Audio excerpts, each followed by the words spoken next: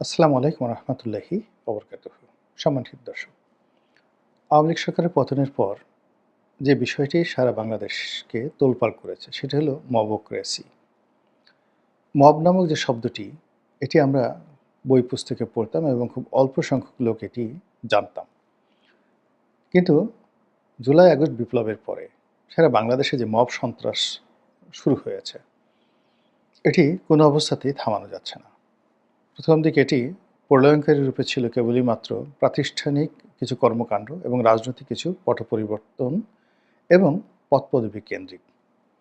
যেমন কোনো একটা স্কুলের প্রধান শিক্ষক, কোনো একটি কলেজের প্রিন্সিপাল, তাদেরকে ইমিডিয়েটলি বাধ্য করার জন্য কিছু মানুষ বা ছাত্রছাত্রীরা সেখানে গিয়ে তাদেরকে সেই পদত্যাগপত্রে বাধ্য করতে চাপ প্রয়োগ করেছে। তো এই মব জাস্টিস শত শত হাজার হাজার হয়েছে সারা বাংলাদেশে এবং এটাকে আমরা সাধারণত মব হিসেবে ধরতাম। কিন্তু ইদানিংকালে সেটা সেই পর্যায়ে আর থেমে থাকেনি।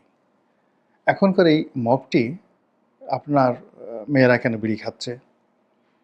মেয়েরা কেন বুকে ওড়না দিচ্ছে না? রোজার মাসে কেন আপনার দোকান বন্ধ রাখতে হবে?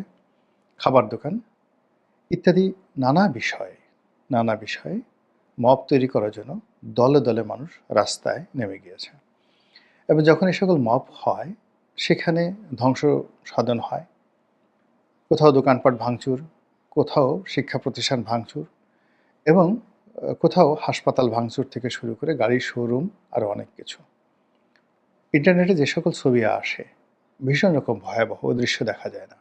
কয়েকদিন আগে দেখছিলাম যে একটি গাড়ির দোকানে এরকম একটি গ্রুপ মব করতে এসেছে। তারা পাইকারি হারে সেই গাড়ির দোকানে ঢুকে সেই শোরুমে থাকা সকল গাড়ির গ্লাসগুলো তারা হকি স্টিক দিয়ে পিটিয়ে ভেঙে ফেলল। শব্দ শোনা যাচ্ছিল না। কী কারণে, কেন এই সমস্ত জিনিস হয়েছে? এটা ডাকাতি, মবক্রেসি, নাকি ছিনতাই, নাকি অন্য কিছু বোঝা যাচ্ছে না। এরকম অসংখ্য ঘটনা।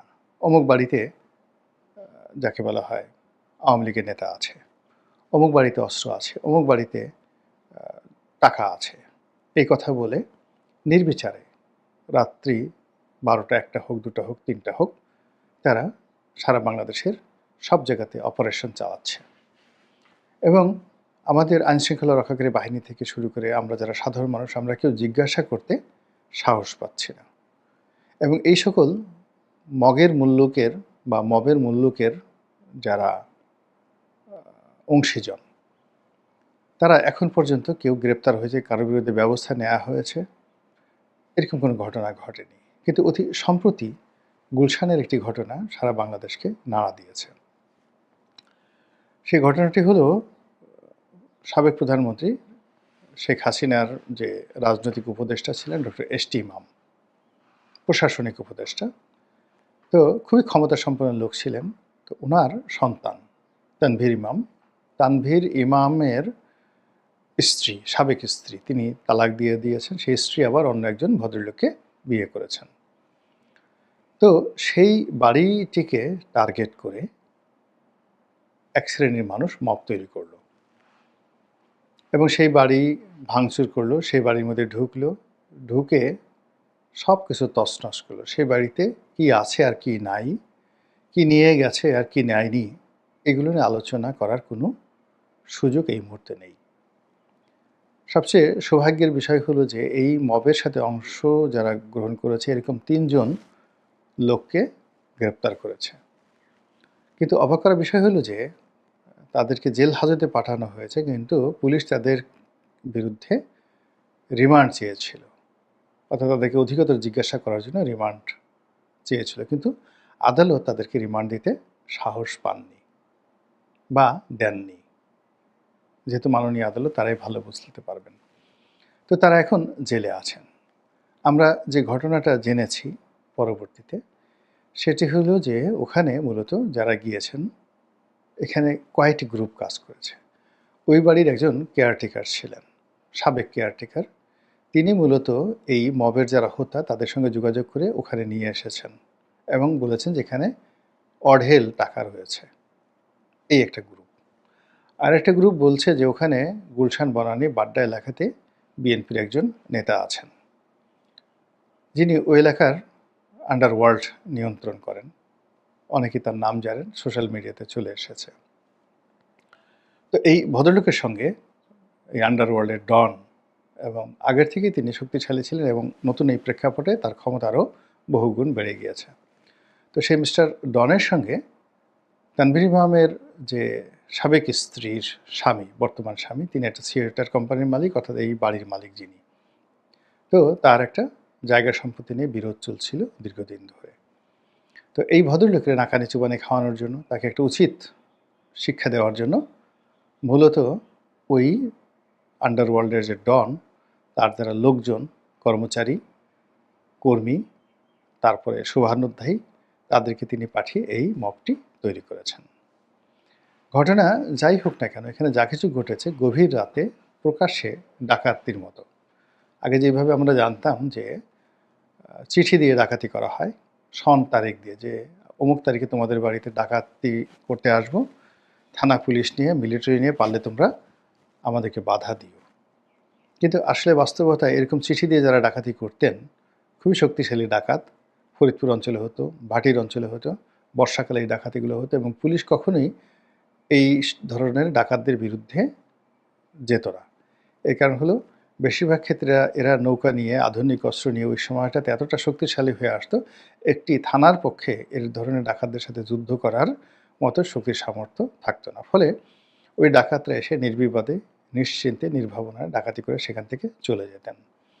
তো এই ঘটনা আমাদের ফরিদপুরের ভাঙ্গা অঞ্চলে, বিশেষ করে আড়িয়াল খাঁ নদীর যে আড়িয়াল খাঁ এবং পদ্মা নদী, এটার যে মোহনা, এই মোহনাতে বর্ষাকালে এই ঘটনা ঘটতো। তো সেই রকম অবস্থা এখন হয়ে গেছে। মানে আগে যেভাবে রাতে ডাকাতি হতো, এখন দিনে বা রাতে, আগে বলা হচ্ছে তোমাদের বাড়িতে আসা হবে, আসছি, এবং আরও আশ্চর্য ব্যাপার হলো তারা থানা পুলিশকে পর্যন্ত জানিয়ে আসছে। এবং এখানে যে গুলশানে যে বাসাটায় আক্রমণ হয়েছে, তারা স্বীকার করেছেন যে তারা এখানে আসবেন, এটা তারা পুলিশকে জানিয়েছিলেন এবং তারা চেয়েছিলেন যে পুলিশের সামনে তারা তল্লাশি করবেন, কিন্তু পুলিশের সময় ছিল না, তারা আসেনি। ফলে তারা নিজেরাই এই কর্মকাণ্ড করেছেন, আইন নিজের হাতে তুলে নিয়েছেন। এখন এই যে এই সময়টিতে এই ঘটনাটা নিয়ে এত তোলপাড় কেন তৈরি হলো, এবং এই মবক্রেসি শুরু হওয়ার পরেই প্রথম মবে অংশগ্রহণকারী যারা লোকজন রয়েছে তাদের মধ্য থেকে ৩ জনকে গ্রেপ্তার করা হলো। নিঃসন্দেহে সরকারের এটি একটা শুভবুদ্ধির উদয়, সাহস তারা সঞ্চয় করেছে এবং নিঃসন্দেহে এর মধ্যে তারা কোনো অশনির সংকেত দেখতে পেয়েছে। আমার কাছে যেটা মনে হচ্ছে যে আমরা তো এমনি এই সময়টাতে হতোদ্যম হয়ে পড়েছি। সমাজে অভাব বেড়েছে এবং অভাবের সাথে পাল্লা দিয়ে ছিনতাই, রাহাজানি, ডাকাতি, চুরি বেড়েছে। এবং যখনই কেউ সুযোগ পাচ্ছে তখনই সেখানে চুরি, ডাকাতি, রাহাজানি করে যাচ্ছে। তো সেই দিক থেকে যদি এই রোজার মাসে সবারই চাহিদা অনেক বেশি, রোজা থাকতে হবে, সেহরি খেতে হবে, ইফতার খেতে হবে, টাকা লাগবে না? তারপরে ঈদের জামাতে যেতে হবে, জাকাত দিতে হবে, ফেতরা দিতে হবে। ফলে জাকাত, ফেতরা দেওয়ার জন্য ডাকাতি করতে হবে, চুরি করতে হবে, যা কিছু দরকার, ঘুষ খেতে হবে, দুর্নীতি করতে হবে, কিন্তু জাকাত, ফেতরা দিতে হবে। তারপরে ওমরা করতে যেতে হবে, খেজুর খেতে হবে, আপনার যত রকম আতর লাগাতে হবে গায়ে, এবং সেটা ডাকাতির টাকা দিয়েই করতে হবে। এখন সব বাসায়, গরিব অঞ্চলে, কামরাঙ্গীর চরে, তারপর বাসাবোতে, যেখানে নিম্ন মধ্যবিত্ত বা মধ্যবিত্ত শ্রেণী বসবাস করেন, সেখানে যদি কোনো বাসায় ডাকাতি করেন, মানে এই গ্রুপ বা মব করেন, সেখানে লাভের পরিমাণ খুব অল্প।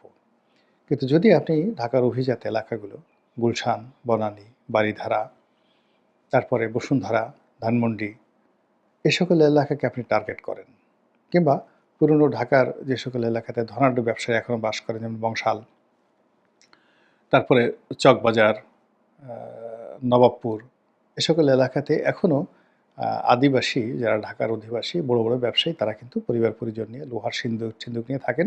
গ্যান্ডারিয়া, সায়দাবাদ, এই সমস্ত এলাকাতেও কিন্তু অনেক ধনী লোকের বসবাস। তো এই সকল এলাকাতে যদি আওয়ামী লীগের লোক আছে ওই বাসায়, বা অমুক বাসাতে ওবায়দুল কাদের আছে, অমুক বাসাতে যে আঙ্গির কবির নানক আছেন, অমুক বাসাতে মির্জা আজম আছেন, আমরা খবর পেয়েছি, মাইকিং করা হলো, চারিদিক থেকে মাইকিং করা হলো, লোকজন হই হুল্লোড় করে একটা বাসায় ঢুকে গেল, বাইরে লোকজন চিৎকার চেঁচামেচি করছে, ওবায়দুল কাদেরের চামড়া তুলে নেব আমরা, মির্জা আজমের চামড়া তুলে নেব আমরা। কারণ পাবলিক তো বিক্ষুব্ধ, তারা তো এত কিছু বুঝবে না। আর ওই যে যারা মাইকিং করেছিল, যারা ডাকাতি করার মানুষ ওই বাড়িতে ঢুকছে, তারা ১০-১২ জন ওই বাড়িতে ঢুকে বাইরের যারা জনগণ তাদের মধ্যে তারা ডিল করে আসলো।